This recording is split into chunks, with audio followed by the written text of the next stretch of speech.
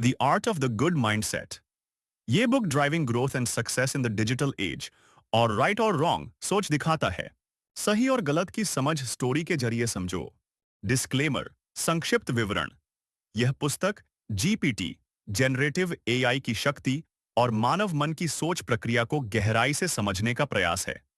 इसमें बताया गया है कि कैसे विचार उत्पन्न होते हैं, कैसे सही और गलत सोच का निर्माण होता है, और जीपीटी जैसे तकनीकी टूल्स से मन के भीतर की उलझनों को समझा जा सकता है।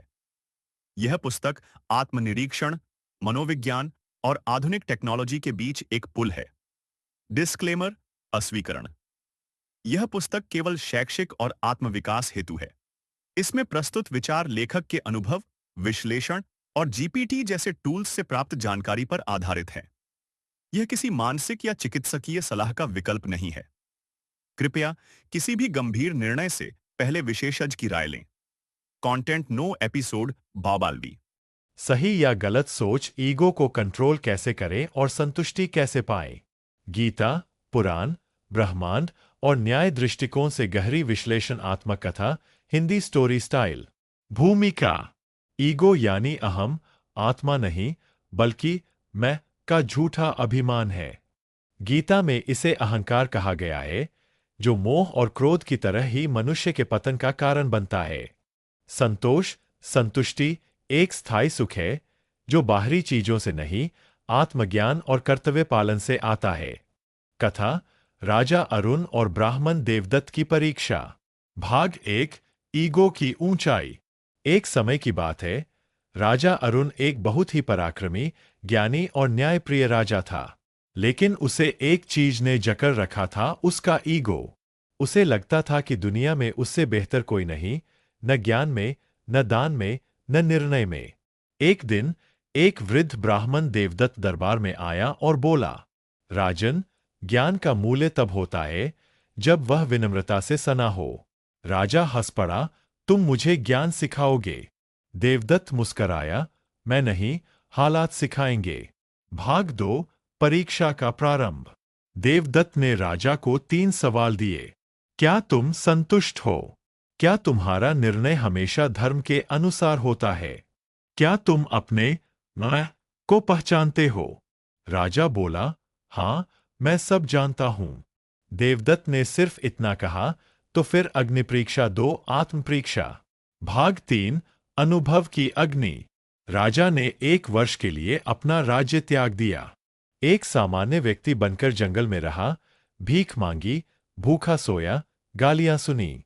पहले महीने उसने सोचा, मुझे ये सब नहीं सहना चाहिए, मैं राजा हूं। दूसरे महीने उसने महसूस किया कि दूसरों की तकलीफ असली है, उसे भी पीड़ा हो रही है।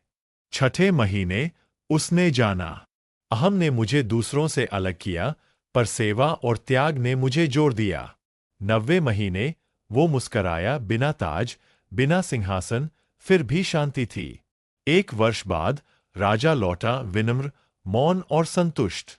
गीता से ज्ञान। भगवद गीता अध्याय 2 श्लोक 71।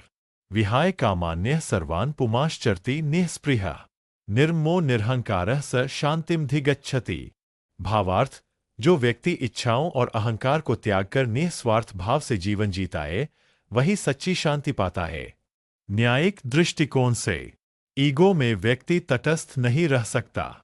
न्याय करते समय यदि अहंकार आ जाए तो पक्षपात होगा।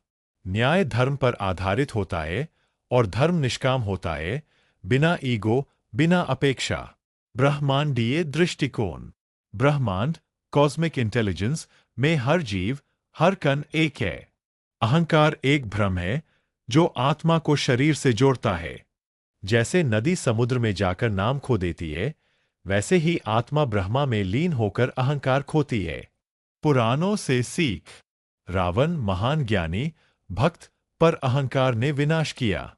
हिरण्यकश्यप तपस्वी, पर संतोष नहीं था, भगवान बनना चाहता था।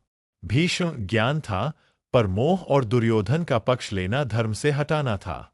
हनुमान शक्ति का शिखर, पर अहंकार शून्य, यही आदर्श संतोष है। ईगो कंट्रोल करने के उपाय। गीता प्लस अभ्यास। नित्य स्वाध्याय करें, जैसे गीता पाठ। सेवा कार्य करें, सेवा अहंकार का शमन करती है। ध्यान और प्राणायाम मन पर नियंत्रण लाते हैं। मैं नहीं, हम सोचें, ब्रह्मा भावना अपनाएं। परिणाम में नहीं, कर्म में संतोष रखें, निष्काम कर्म योग। निष्कर्ष, संतोष वह दीप है जो अंदर जलता है। अहंकार वह अंधकार है जो बाहर से आता है। जब हम अहंकार को पहचान लेते हैं, तब आत्मा की शांति उजागर हो जाती है। सच्चा संतोष तब आता है जब हम अपने मैं को छोड़कर ईश्वर की इच्छा में रमे रहते हैं। आगे सुनते रहिए।